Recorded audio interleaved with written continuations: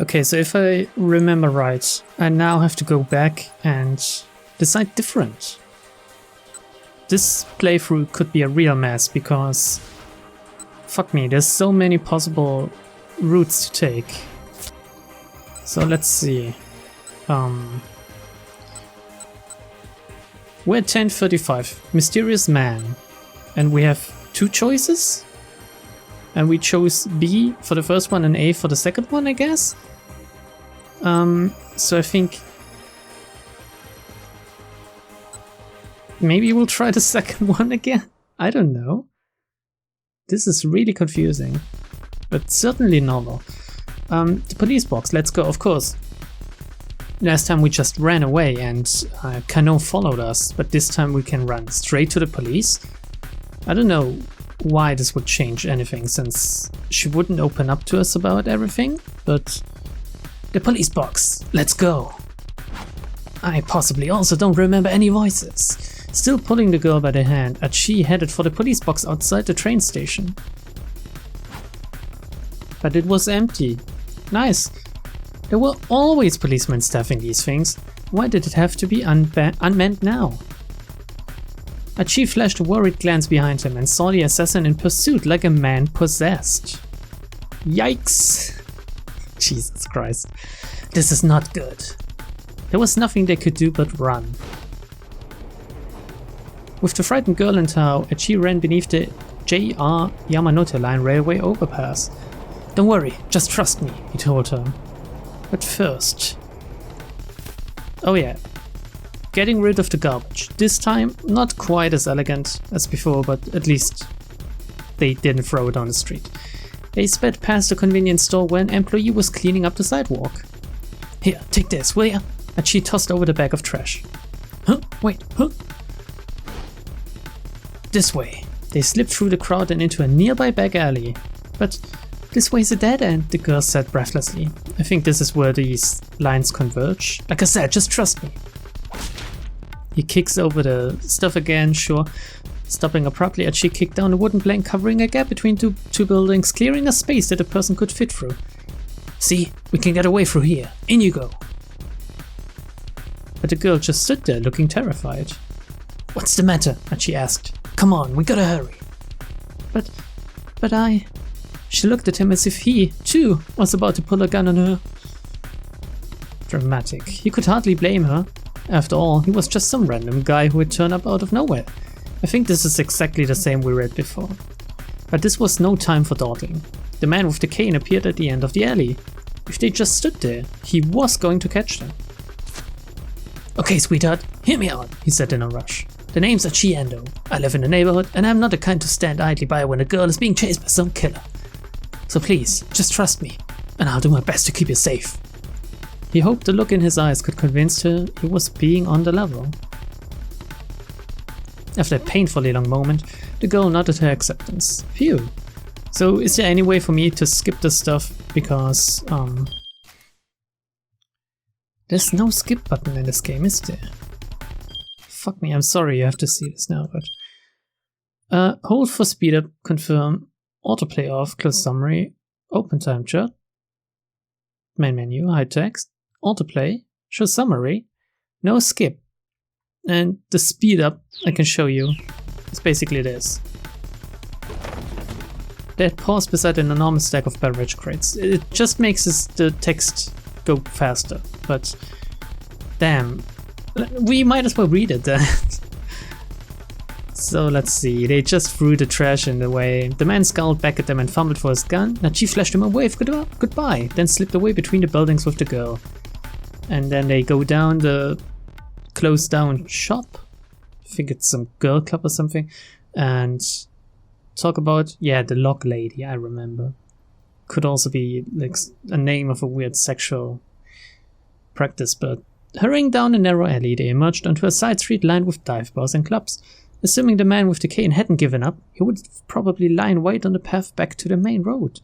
Achi decided the best bet was to try to stay inconspicuous rather than risk getting caught on the move. Guess we can lie low here for a bit, he said. Oh, sorry. Guess we can lie low here for a bit. He led the girl to the entrance of a tiny old hostess club. She followed him reluctantly. Of course she did. Man, this is bad. Bad gameplay, I'd say. Archie flicked the switch inside the front door and a chintzy chandelier glowed to life. He set the girl down on a small sofa beside the counter. She gave him a worried look. Archie felt a pang of embarrassment as he realized what she must be thinking. Oh no, don't get the wrong idea. I'm not gonna try any funny business. Someone I know used to run this place. It's not in business anymore, so I figure we're safe here. Still looks pretty nice, though, I think. The girl chuckled at his evident discomfort. Alright then, she said. So, we good? We're good. Okay, well, good. And she made a vague attempt to straighten his disheveled clothes.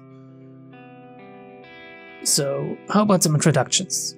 I'm Achi Endo, like I said earlier. Man, she looks so hopefully at him in this shot. I don't know. You can just call me Achi. I'm Hitomi Osawa. You can call me Hitomi, I guess. With each new word out of Hitomi's mouth, Achi felt his heart sing. She was charming, personable. Just about everything about her was captivating. Achi had never met another girl like her. Achi? Buh? Is something the matter? He was spacing out there for a bit. Achi shook his head to dispel his daze. Damn it, this is no time to get all starry-eyed. He needed to think of some way to keep her safe from the guy who was after her. Look, can you tell me what the heck is going on? Please, I need to know if I'm gonna help you. Right, okay. I'm not really sure where to begin. Hitomi looked down, lost in thought. Apparently hers was a long story. Alright, she said at last. I guess I'll just explain things as they happened. Wait, hold up. Could you keep it as simple as you can? I mean, I'm not really the sharpest tool in the shed. Complicated explanations ain't exactly my strong suit. Okay, Hitomi chuckled. Teehee, I'll try my best. She got comfortable and then started her story, which we already read through twice. So last night somebody abducted my sister. The kidnapper demanded that I make the ransom handoff personally. He told me to stand by the statue of Hachiko in Shibuya at 10 o'clock in the morning to make the exchange. So I did. And this man came by and took the attached case with the money. Whoa, I'm sorry, hold up a sec. But she had suddenly lost the thread of the conversation. Could you say that again, but like, simpler? Huh? Sure. I'm just having trouble following is all. Poor Achi. I mean, is this the plot to some movie or soap opera? No, that's not. Or some kind of hidden camera show. This is real. This really happened. The look in Hitomi's eyes was dead serious. She's got to be telling the truth. What would be the point of lying? I wonder. And he had seen the attached case and the gunman himself. How much was the ransom, if you don't mind my asking? Hitomi hesitated. 50 million yen, she said after a moment. I can't remember if this number is the truth or not. And she gave a whistle of amazement. The detectives told me that was a typical amount for a kidnapper to ask for. It's plenty, that's for sure. I guess there's good money in that sort of thing. As soon as the words were out, he realized his blunder. Sorry, I shouldn't have put it that way. He fidgeted awkwardly and Hitomi looked away. If this place is abandoned, well, there's still glasses here, cups and stuff. I'm an idiot, but okay, I think I got this kidnapping thing. So I'm guessing those guys who chased the guy who took the ransom were undercover cops. He replayed the scene in his head. But then, the kidnapper took the attached case and ran, right? So if you were empty-handed, why did the guy with the cane come after you? Something should be different since Kano didn't follow them this time. I'm honestly not sure. Hitomi's words trailed off. This was clearly difficult for her to talk about. Anyway, we should probably get you to the... Oh no, it's him. Anyway, we should probably get you to the police as soon as we... No, we can't do that. Hitomi's tone was resolute. I can't take this to the police. Why not? And she waited for an answer, but none came. After a long and awkward silence, she stood up from her seat. Get the feeling we did the wrong thing. Maybe we should have continued with Kano or something, I don't know. I really appreciate the help, but I should go now. She gave Achi a deep bow. No, hold on. What do you mean, go? Go where? He hurried to intervene as she headed for the door. I don't want to cause you any more trouble. I'll figure the rest out on my own, somehow. Hey, I said, hold on! Hitomi ignored him and opened the door, and the argument came to an abrupt halt. It's the gunman again. Standing there was the man with the cane, his revolver in his hand. And that's the end. Okay, so I think I did entirely the wrong thing. Maybe I misremembered. I'm guessing the game will remind me again. To be continued, yes. I leave this in the video though, since it's a quick reminder as to what happened last time. Not only for me, but for everyone watching again. Achi Endo's 10 o'clock story ends here. However, Shinya Kano still has more to do. Read along further in Kano's story, okay. Fuck, okay, so it's easy as that? Trailing the foreigner? Did it change now? Because this was a dead end before, I think. Or was it? The man darted down a narrow alleyway. Kano ran faster. The man sprinted through the side streets. Evidently he knew his way around Shibuya pretty well. The man shot out onto a major thoroughfare, then bolted up a pedestrian bridge. Just where the heck was this guy heading? Halfway across the bridge, the man stopped abruptly. Cautious, Kano stopped as well. Man, he looks really unhinged. Height, roughly 190 centimeters. Age, 30s. Hair, dark brown. Clothing, all black. A moment later, the man flashed a triumphant sneer and he held up the attached case. Before Kano could even yell, "Stop!" it was already too late. The man threw the attached case down to the roadway below. Does it matter though? Because it's just money and they want to catch the culprit, so he should still follow him. That's my opinion at least. No! Panicking, Kano peered over the railing. Oh, of course. A man on a motorcycle was waiting beneath the bridge. He can still catch the first guy though. I've been had. Kano bit his lip hard. Damn it, why is he following the money? That's the most stupid thing to do. They are just diverting your attention.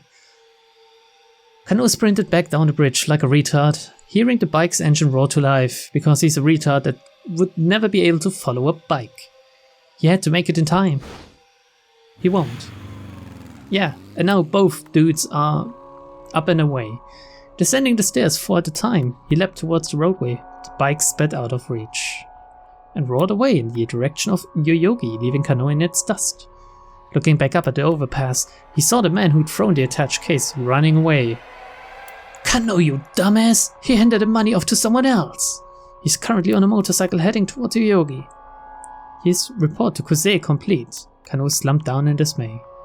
The cops had played right into the criminal's hands. More like you did, fucking retard. Jesus, seriously, this is the most dumb thing to do, right? If he throws the stuff away, it's alright, but this dude would have been the only lead to the true masterminds of this. And he just lets him run away because of the fucking money? Now the crooks were getting away and people's lives were in danger. Was there any greater failure for a policeman? Staring off into the distance where the man who'd thrown the case had disappeared, Kano gritted his teeth. I get the feeling this will be a bad end. And I'll have to go back even further to change my... yeah... no, to be continued, what? Okay, the game is throwing me the TBCs a lot here. You finish reading both character stories for the hour of 10 o'clock. In 4 to 8, you'll make your way through all the protagonists' stories in parallel like this. Once everyone has reached the end of a given hour, the next hour can begin. So I have to... who is my new protagonist now? I'm guessing I'll unlock a new one. Totally unrelated to what is happening right now. At least at first. Yeah, there are quite a few more.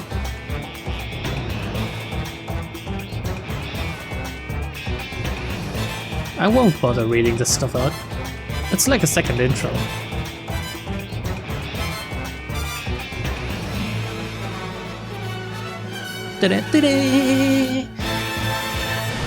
I really enjoy the cheesiness of it somehow, I don't know. And the old school police feeling I get from the music. It's like something out of the 70s, I think. Oh god, yeah, I have quite a few protagonists now. Jesus Christ, I unlocked them all, basically. This is the end of the tutorial for this part of the story. You can reread previous tutorial messages via the main menu. There's a lot of important info in there, so reread it closely. Give me a skip button, please. Now 428 has reached the 11 o'clock time block. You have 5 protagonists available. Whose story will you read first? Is this a fucking question? We'll go with the fucking cat. Look at him go. Look at him go. So we have Tama, who's new. We have Ozawa, who's new. And we have Minorikawa, who's also new. We're playing all dudes, apparently. I would have loved to play as Hitomi, maybe, but it's okay. So let's take a look. Minorikawa looks pretty stock standard. Ozawa looks like a slightly older dude, but still pretty standard. And then we have a fucking mascot character. That's what we choose.